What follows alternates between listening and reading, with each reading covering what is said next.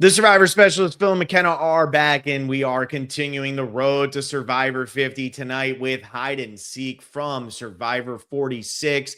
Q's epic episode. Also going to be talking about Tiffany and Charlie. What a concept, McKenna. They managed to get an episode with all three of their players from the same season on there. Going to happen again tomorrow night with Icarus Time. Episode number 9 of Road to Survivor 50. Pretty crazy to think that we have come all this way. And we are now in episode number 9, only one more night, and then there won't be daily Survivor on for all of us on weeknights. I kind of like it, although I did not watch tonight's because obviously I did the Traders. So, Alan, your boy, going from the Traders podcast to my favorite New Era episode. Yeah, I mean, we talked about this one back over the summer. This was Q's defining episode. Shocker. I mean, it has the fake quit. It has the hide and seek game. It has Tevin shocked going home. Q skirt. Yeah, we forgot. I remember when we were talking about this with John, we were like, this has everything for Q. So not surprised they chose to show this one. Also just really highlights all of the players who are going to be on this season or on season 50 from season 46. And it's just a damn entertaining episode of Survivor. So ready to dive into this one for my third time. Because God forbid I only do a recap of it. God forbid I only do a defining episode on it. Now I also have to do a road to 50 it's essentially here. Essentially my third time too. With the and so we're talking about it in all sorts of different ways this time. Yeah, I'm curious to see. One thing that I am just to gauge the community here. If you are commenting, I know that we obviously have more commenters when we're doing other shows, but in case you are commenting. Do you like that they are showing the New Era episodes? And I mean this one because our views were way down, but that's also because we had to do them late and whatever. Number 2, though, it's also because like people aren't talking about it as much right now, I feel like. So I am curious, are you as excited? Are you feeling that same? And obviously, Alan, your boy, if this is your favorite episode of the New Era, that's different. But like, are you feeling that same excitement that you had even when South Pacific finale was airing or the Survivor Devil was airing? Awkward. You know, I just am curious if it's almost too soon. Are we running back a classic too close to when the classic? I mean, this was 2 years ago. It was 2 years ago. I feel like Icarus Time, definitely too soon. But this one, I think we could end on and be fine and maybe highlight some other episodes with some other people. That could be an option. Yeah, I mean, Carson Howard, Alan, your boy, both saying that they appreciate it, but Carson Howard saying, I wish there was a 47 episode though. Yeah, I mean, I love this episode, so I'm fine to sit here and I'm fine to chat about it, whatever. But you know, it's so fresh, I feel like, in a lot of people's minds. And when you see Q coming back for this season, you are like, hell yeah. Of course, it's going to be hide and seek. Now, St. Cliffo says, I can rewatch this episode anytime. I feel like maybe people feel more like this about this episode than they did about the ex-girlfriend at the wedding. Maybe that's also helping. Maybe this will be an episode that people care more about. In season 45, it's like, yeah, maybe some people like that season more and stuff, but that episode doesn't carry the same weight as hide and seek. So let's talk about hide and seek. What's most important? Hunter hiding in the tree and everybody being like, what the hell? Q's narration in this episode proves that if Q's an episode 1 boot, if Q's an episode finale boot, he's probably going to average about 9 or 10 confessionals no matter who's on the season. The fact that Q's hide and seek nonsense translated into so many other people's confessionals of like, yeah, well, they are able to, because Maria has the sprigs in her hair, proves that she's adaptable to any situation from Venus. And it's like, I didn't think hide and seek could prove like this much strategy, but I guess here we are because Ben hiding in plain sight and could sneak his way to the finale. And what does he do? He sneaks his way into the finale. And like, there is like strategy to be read from this nonsense that you don't think there should be. Like you think Q should be spouting all this and none of it really comes true. But I don't know, some of it definitely did come true. So it did, not all of it. I mean, no. Blake and I actually broke down this episode. So actually, this is my 4th time because then Blake and I broke down this episode as the digging deeper after the finale. of season 46. And we said, what did Q's hide and seek game really mean? And we broke down how it impacted and what it foreshadowed and what it didn't. Obviously, Ben sneaking through, and you have wait, no, that's the wrong comment. It was St. Cliffo, if I can't find you in hide and seek, I can't find you in this game. You know, you have Hunter hiding up in the tree, and everybody was then all of a sudden very paranoid about Hunter, and we got to get rid of him. Mhm. You know, there's a lot of different stuff going on in this. Now, ultimately, Q doesn't end up winning the game, so it makes sense that maybe Q would be wrong on some of his reads. But this was also when, you know, we were what I appreciate about this episode that the 45 episode we just watched didn't have is the camp life. Mm, 45 had the reward that was more exciting. They got on a helicopter to fly into a sand spit or something, like awesome. yeah. But this had the camp life. And I think this hide and seek game was something where people were like, wow, I love this. And this is when people started to turn towards 46. Up to this point, season 46 hadn't been very good. You had the Yeah. disaster with the Yanu tribe and Brandon getting medevaced, and Jem's blindside was pretty good.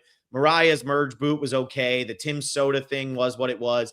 And then this episode, and then that sets off the string of Hunter idol in his pocket, Tiffany idol in her pocket, Venus idol in her pocket, Q idol in her pocket. I mean, there's a lot of great stuff, and this was the beginning of it. And I think this is when people's ears perked up because they said, wow, this is fun. Like, this is Survivor just being fun. And Mhm. even Q saying that in this episode of, you know, I just love hide and seek. Like, I really want to play hide and seek. I think that is, it's showing off that. And Survivor 50 is supposed to be fun. That's what we're hearing. That's what they're claiming. That's what Jeff is talking about. That's what all of this is Survivor 50 is going to be fun. It's a celebration. And I do feel like hide and seek is fun and proves like what Survivor can be. Yeah, and I think in someone's pregame interview, they were talking about, like, playing sardines or something, which is essentially hide and seek, but you all have to hide at the same hiding spot. And, Okay. one person starts off hiding, and so, like, that in itself, I think, would be hilarious to have on season 50 and have, like, a camp life game. I think that that is, like, some of the things that we crave that feel so old school, like we call back to the morning show and things like that, where it's just like this genuine moment at camp, and like, yes, Q is using it for whatever strategy he has, but it's just like such a cool moment, and the interactions between the castaways where it's like, oh, I found you, Maria, and then it's like, oh, let me help you out, and things like that. I think just getting more shenanigans where it's not Mhm. like, oh, I'm gonna hide this shoe. It's, oh, we're gonna, play mafia or werewolf or, you know, Guatemala. Yeah. Going all the way back. I know. St. Cliffo says, I heard Q saying he's bringing out red light, green light for 50. And Uh, see, like, that kind of stuff, the race between James and JT, like, just mhm. little things like that are so much fun to watch because how are they filling their time? We know they sleep, we know they go into the ocean, we know they go on walks, but, like, what else are they doing? Well, and this was what was brutal about season 48. And that was that stretch where the boots were predictable. Like Tevin goes home 8-2 in this episode. Mhm. And I guess like at the time it might have seemed surprising, but we had just watched Soda go home. I wasn't exactly surprised that Tevin was going home here. But when you think about like, you know, what happened in season 48 with the Maria or Mary and why can I not think of her name? Star. Mary and Mhm. Star back to back weeks of we all knew they were going home. There was nothing either of them could do about it. Now they're trying to fill an hour and a half. And that was the first time that I said, okay, I'm feeling the 26 days. There's nothing for them to fill the screen time with. They don't have reward challenges. They don't have anything, you know, extra days. They need something. Those were the episodes where I really, really felt it because the cast wasn't doing stuff like this. And if they Right. were, it wasn't as visual. It wasn't as exciting. It wasn't something that they wanted to put on TV to highlight the character interactions and stuff like that. So instead, you got a lot of repetitive beats, repetitive Mhm. notes, all of that. And that's why 48 is almost universally panned, while 46 is a pretty split season, but I would say people probably lean more towards liking it than disliking Yeah, and even, like, people have made a deck of cards with leaves it. Mhm. too, like, it really shows the the interpersonal relationships that people have on the season, and the way that Q can get a bunch of grown people to be like, all right, we're playing hide and seek now, and just to watch adults play quote unquote kids games is hilarious. So Daryl Seymour says Q says in his 50 interviews that he wasn't really quitting this app. I ain't buying it. What do you think? You buying it? I Q is such a character, and I don't think he would have actually quit, because if he was actually quitting, he would have done it the first time he did this, because this is the second time. But it's always risky when you pull something like that to try and distract at tribal council, what have you, whatever strategy is behind that, because people can say, like Tevin, he's a grown man. I'll vote him out. Like, why are we coddling him to be like, no, please stay? He's saying, vote me out. So, like, your distraction could turn real quickly, because that's something in 50 that people aren't going to take. People aren't going to take oh no, but you're a part of my, future plans. Please stay in to not screw me over. People are like, all right, we're going to adapt without Q. See you later. And this is the last episode he doesn't receive a vote at tribal council at. He receives a vote at every single tribal council after this, where he's still in the game. So, yeah, people aren't going to buy that. They're not going to go for it. And I did say during season 46 that I felt Q was a bad teammate at times. I felt like, he was somebody who was constantly yelling and whatever. And like, there were times where I said, this guy's not the teammate you want. It's when the going's good, he's great. When the going's bad, he's out. Yep. That's not going to fly on 50.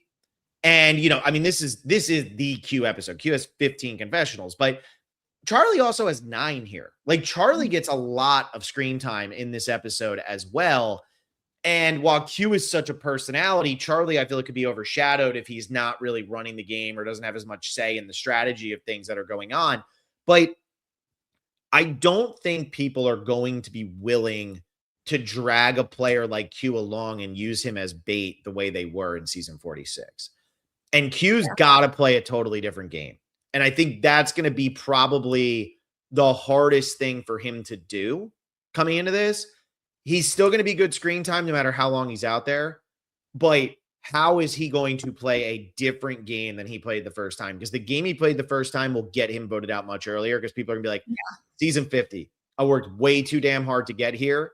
I want to win. And also, on the last returning player season, the second place finisher was voted out first. Don't think that people don't have this in their minds of, we want it to be worthy. Like, yeah, Tony won, but I'm not letting Q just get by, because what if he beats me at Final Tribal Council? Now I'm gonna be pissed. Just like how Natalie beats Michelle at Final Tribal. Like, you're gonna get rid of this kind of person for sure. Yeah, 100%. But we see what levity Q can bring to camp with, like, the Q skirt and things like that. That as long as he's good, as long as his tribe is winning or whatever, because then he can bring that, like, I'm fun Q, yay, and not have the Yanu Q where everybody is losing and this is terrible, life is bad. Yeah. Yeah. And then but his starting tribe is the disaster tribe. Yeah, exactly. Oh, so, his in 52. Oh, yeah. Yeah, his 50 starting tribe is the disaster tribe. Like, he's so screwed with how this is going to work for him. He's out there with is any tribe that Stephanie is on the disaster tribe? He's out there with Angelina, Aubrey, Genevieve, Stephanie, Rizzo, Kyle, and Colby. So he's got Colby, who's older, Stephanie, who's older, Aubrey and Angelina, who, Aubrey's pretty good at puzzles, but like, they're not that good at challenges. Rizzo sucks at challenges. Genevieve's not that good at challenges. Kyle's pretty good at challenges, but he's no Jonathan, and he's no Joe, and he's no Ozzy, and he's no D. So yeah, that's the disaster tribe. Unfortunately, Colby ended up on the disaster tribe. What the hell's that shit? So, I mean, I think Q's going to tribal councils early again. Now, will he have a Tiffany to back him up? And as we see in this episode, like, Tiffany starts to kind of be tired of Q's. I mean, she's already tired of Q's. Well, she's like, well, Q's my number. Basically, Q is an ally who I can trust, and he is behind her back being like, well, Tiffany chose to say someone in the Sixes Alliance's name, so Tiffany's got to go. Meanwhile, that would be terrible for Q's game to have Tiffany go home, because Tiffany has been protecting Q the whole time. Yeah, Kenzie's not protecting Q. Kenzie's getting rid of Q. Q's just too unpredictable to play Mhm. with. Charlie's not, Tiffany's not, but Q's way too unpredictable to play with. And like Daryl says, people don't want to play with Q because he might try to quit again. Like, what if he really does try to quit again? Like, I know Omer Zahir is a big advocate that, like, I don't think Q should have been on 50 because he did try to quit. Like, he talks about quitting. You can't have that energy out there Mhm. because that's no good. Like, think about it. And it's a different circumstance, everybody, but I'm going to say it anyway.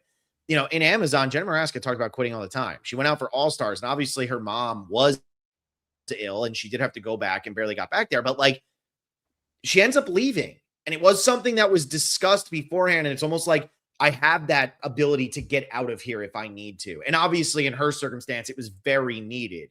Right. But when it's in your mind, right? I always think like I was a cross country and track runner in high school and college.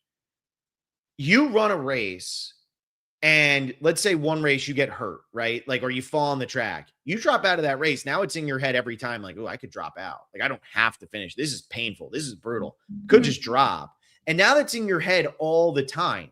That doesn't mean you're going to drop out of every race, but it does mean that it's a capability, a possibility. Yeah. Maybe a better example is Colton quitting twice. Like, it can happen. And so Q maybe gets a little bit of a pass here, but good. Like, that's fine. Q can have a little bit of a pass because he is great TV and he is super fun. And this episode is probably the second best one of the new era behind only Operation Italy. So, okay. They see Hunter in the tree for however long that they play hide and seek. I don't know exactly how long they play hide and seek. Then they get up to the challenge, that's the rice negotiation, and see, we got to hang on a pole here. And nobody drops, like, nobody wants to give up their spot for food. I understand not all of them were hiding in trees, but if Hunter is clearly capable of hiding as a tree in a tree as that big of a guy, don't you think he's going to do extremely well in this challenge? I understand why Venus wants to stay because like that is the typical archetype of who would win Get a Grip. So like Liz steps away, Q steps away, and Charlie's like, I think Q's mad at everybody for not stepping away. Yeah, exactly. Because it's like you just fell. We could have had food, and it's like, yeah, you're right. So if you're not Hunter, I think like it would be smart to step away for the rice in this situation. I think this might have been where I was calling Q the bad teammate because it's like he gets so grumpy that everybody wants to compete. You're on Survivor to compete. You're on Survivor to compete. You don't need that extra handful of rice. Just proved why he would be good at this challenge. I would sit out anything with left shoulders because my left shoulder pretty much pops out on the weekly at this point. But like anything else, like I'm gonna at least try. Unless I like, okay, you're gonna make me do curls against Joe Hunter. Sure, maybe I'm not gonna do that challenge, but you know, I'm gonna give it a go more often than not. So I understand why people want to compete. Like you're on Survivor. I mean, Get a Grip is like John and I have discussed this on the rewind with these rice negotiations of like if they use staple Survivor challenges, you're not going to get people to sit out because they want to be able to compete in these Survivor challenges. Yeah, so like, if you're doing the curl, that's not like a staple of like, yes, they do this sometimes. Get a Grip. You know, anything that's like last gasp, whatever it might be that are like Survivor remembering challenges. Even go back to like season 2 or season 3, like stand on a perch, hold your arm up, do that. Like I want to do those because like imagine you go out, you play Survivor, and this is the episode where you go home and you sit there and say, I had my one chance to participate in that challenge and I didn't do it. Yeah. And I think that's where it's been missed a little bit ever since the Angelina Rice thing. Survivor is a fun game and it is meant to be a strategic game. But at the end of the day, Survivor is also supposed to be very much about pushing yourself and testing yourself and going to your limits. And I do feel that in the new era, there's not as much going to limits as there was in the older seasons. And so it doesn't mean that people aren't hungry, whatever, but like they eat like season 49, they were eating so much. Everything was a food reward. Like these people were well fed. Eva gained weight on season 48. Like it's just too much sometimes. So I do feel like if I'm going out there to play Survivor, I'm going out there to play Survivor. Like Yeah. I always say if I want a reward, because I've been watching now season 29 where Keith gets his massage and like all that stuff. I always say if I get a reward that has a shower, I'm not showering. I'm not doing it. I'm not doing it. And here's the reason why. Because you go and take that shower. You are now in your comforts of home. You are feeling good. You are relaxed. You are chilling. You have humanity bestowed upon you again. No way. I need to stay in the game. I need to stay mentally in it as much as possible. And also, when in your life are you not going to take a shower for 39 days? I want to go out of the game on day 39 or day 26 in this case.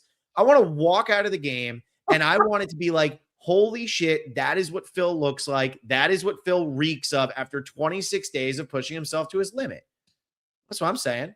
That's what I'm saying. Now, would I eat food on rewards? Yeah, that's part of it. I wouldn't eat red meat though, because I'd get Joe Del Campo out of the game. I'm already missing part of it. Yeah, 100%. Yeah. Anything I'm like, oh, that's a steak reward, I'm okay to not have this one because I'm probably not going to go for that steak. I'll take the chicken. Yeah, I will take chicken. I'm not drinking soda. I'm not eating steak. I'm not doing it because I'll have like maybe a bite or two of that chocolate cake or whatever, reward that's like just straight sugar. Yeah. Yeah, exactly. And then you just woo, and then you just crash so hard. But I mean, then you take a nap, so who cares? But yeah, I mean, the other stuff like Joe Del Campo, Bruce from Panama, that's my life. Like that is my life. I can't do that. Like I eat red meat not on the daily, but I eat red meat normally. But yeah. I'm not doing it on Survivor when I have nothing else in my system and I'm dehydrated. There's no way. I will be in the hospital. So yeah, I would participate in the challenge. Does Charlie plays, right? Yes, Charlie almost wins. Yeah, that's right. That's right. Good. That's why Charlie's a winner. That's why he's second placer, but that's why Charlie's playing the game again. Yeah, I mean, well, he almost sat out. He was like, well, if someone steps out with me, I'll also step out. And Q's like, well, why not just step out? It doesn't harm anything if you step out and no one else does, then we just go play the game. Yeah. But he also doesn't want to get locked into that decision if someone does step out last minute and he's like now locked into giving up his spot in the challenge. Yeah, you're giving up your power. Why would you ever, you don't give up your power in Survivor. That's not what Survivor's all about. Survivor's about keeping the power and having as much as you can, even in the little things. Do you think the vote offer that Jeff threw out prompted or like allowed for the shot in the dark offer to happen in 47? Yeah, or 40 several in this case. Yeah, yes and no. Maybe Jeff was willing to go there, but Rachel didn't see this. No, I know, but like because Jeff offered an advantage, like a non sit out option in this, that it allowed them to offer the shot in the dark. Yeah, I think so. I think Jeff was thinking about that and how can he push it. And I just hope that they stop with the race negotiation shit. It's so forced. It's so dumb. I mean, whatever. It leads to good Q moments because Q is Q, but that's really it. So, and I think why they didn't do the race negotiation also with Angelina too, is because they have a race negotiation episode in Hide and Seek. Yeah, that's a good point. That is a good point because we were talking about that a pretty good amount. Daryl Seymour, Tiffany and Q are friends outside the game, but Tiffany has said that doesn't mean she'll play with Q because she knows what he's like in the game. Now, they're not on the same tribe to start, but I mean, if let's say they swap together, there's no way Tiffany's playing this game with Q after what she went through with Q in season 46, right? I don't think she will keep him, like try and keep him in the game. But will she try and use the relationship as leverage for something if she's under in numbers? I think she's going to try and go to Q and be like, hey, you have more numbers, keep me in. Like, I think she is going to use the relationship, but not to the extent of, like, how she was playing with him in 46. But that relationship is definitely getting brought into 50. If they end up on the same tribe. Right now, they're not. Yeah. Right. I mean, I think the 46ers have a steeper battle than the 48 players, because the 48 players, Joe lost, sure, but Camilla, they all said, would have won. Kyle's a threatening winner, and Joe's just like a threatening dude. If he sits next to the right people, Joe can absolutely win. Whereas I think most people are looking at 46. Like, okay, so maybe I'm saying this back, but like 48, the players are there. Like everybody know, but you know what you're gonna get. Whereas with 46, like Tiffany has a lot left in the tank.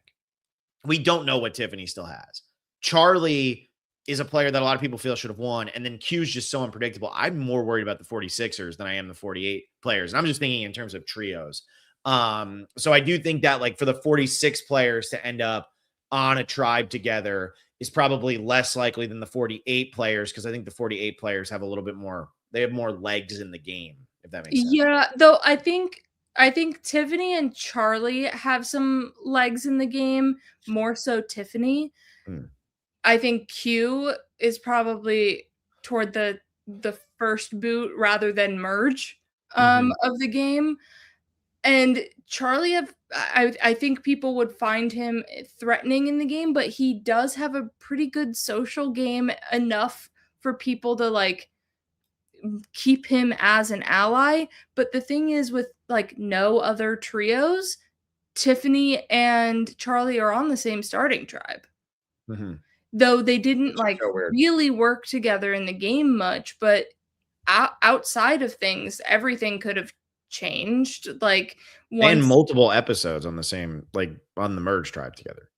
yeah, yeah. Yeah.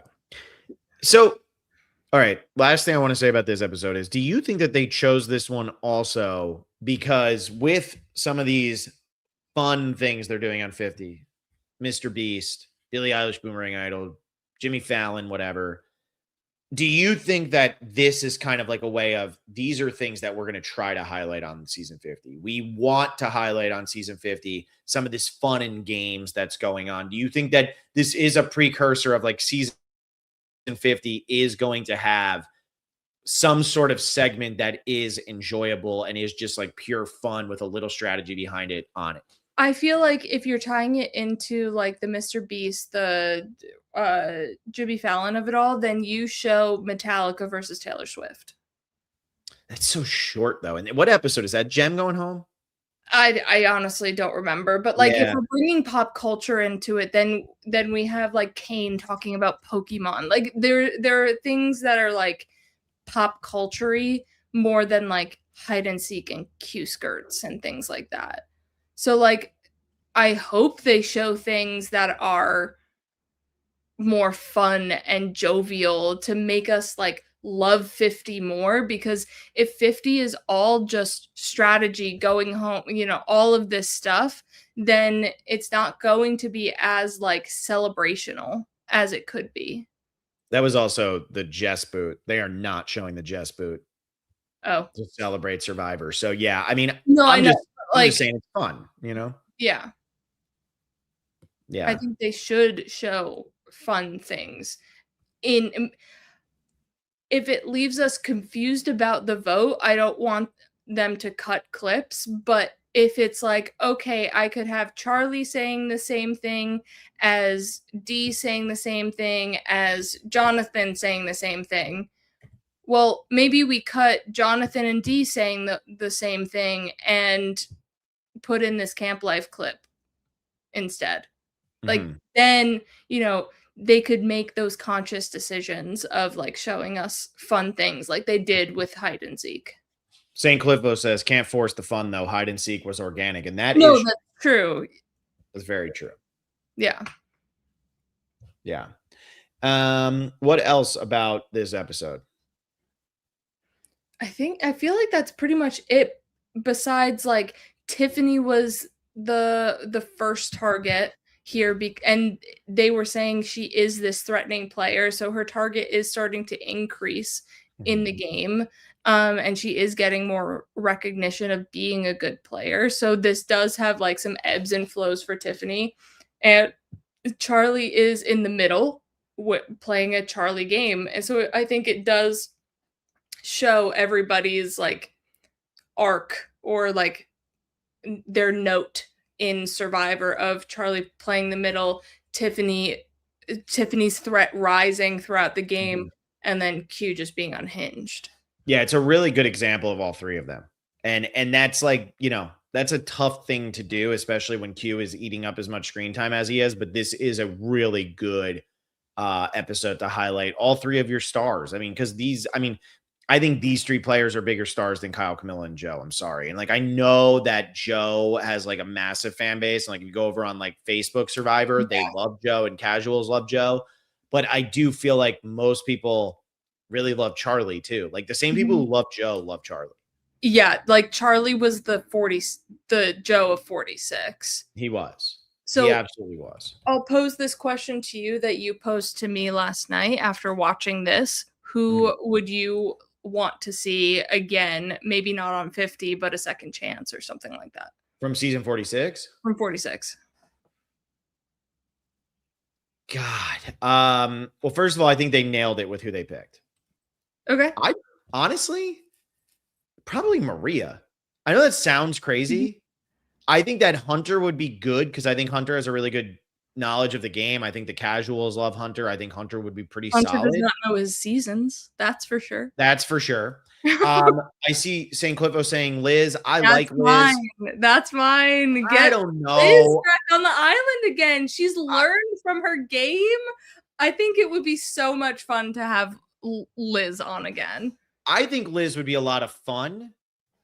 But at the same time, I just feel like what is Liz going to bring to the game? That's my question. Like, she's not a big character on the season with the exception of the Applebee's thing. But because look at who you have on the season. Yeah, okay, but if you're going to bring her back for another season, guess who's going to be there? A lot of big personalities. I know, but I feel like she could go under the radar and start playing the game a little bit more because she knows maybe some more ways to have agency in the game. I think she learned a lot from 46 to maybe play the game again.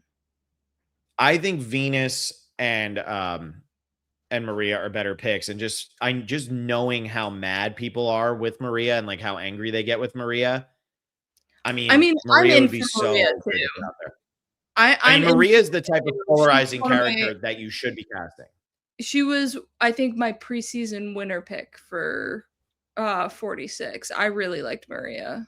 Yeah. Like you need polarizing players to play Survivor. Like we're talking about San Juan del Sur, and Blake was talking about how Alan Yaboy says Maria on New Heroes vs. Villains would be fun. Like Blake was talking about how Missy Payne is an underrated castaway because you feel something for her. Like you feel, and like, that's good that your Survivor castaway should make you feel something. So, all right, well, that's going to do it for this episode. So like this video, subscribe to the channel. It's after midnight. I'm going to bed. Tomorrow night, last version of this. Also the last celebrating Survivor, McKenna, John, and Tegwith at 7:30 p.m. Eastern time, celebrating the new era. The three of them will be talking for about 2 hours, and then McKenna and I are going to jump in, and we are going to talk about Icarus time, and that's going to be the end of 2 pre-season series. If you haven't checked out the interview Tegwith did with Alexa, you should definitely check that one out. Alexa talks about, it was the latest episode of Surviving the Fandom, where she talks all about getting into Survivor and podcasting, really leaving podcasting. I listened to the whole thing today. It was really good. I had to make sure she only said good things about me, and she did because, she better. Yeah. But yeah, it's a really good episode. If you want to find out more about kind of the specialists behind the scenes and everything that Alexa did to get here, and then why she ultimately ended up leaving, it tells you pretty much everything. So that's that. Thank you for listening. Like this video, subscribe to the channel, and we will see you tomorrow night. See ya.